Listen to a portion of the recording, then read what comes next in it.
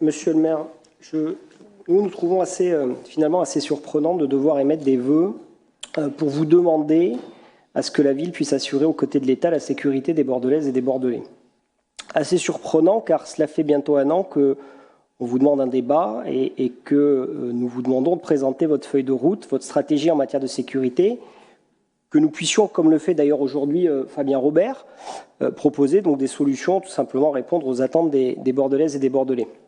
Depuis plusieurs années, c'est une situation qui se dégrade, comme l'a dit Fabien Robert, et ceci malgré les efforts conséquents des moyens de la police nationale, avec des inquiétudes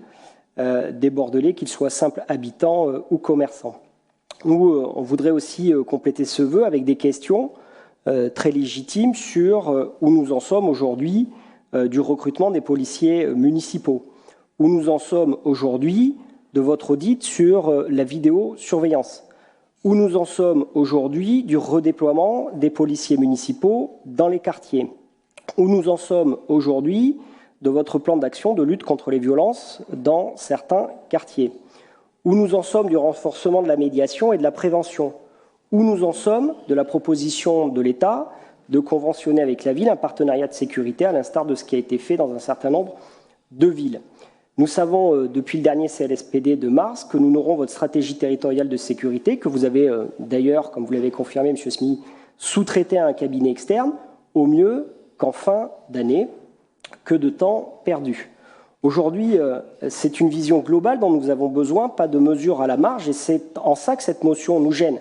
Non pas que cette proposition n'a pas le mérite d'exister, mais elle est réductrice par rapport à la situation que vit au quotidien un certain nombre de nos concitoyens, sur les cambriolages, bien sûr, vous l'avez dit, Fabien Robert, mais aussi sur les rixes entre bandes dans les quartiers,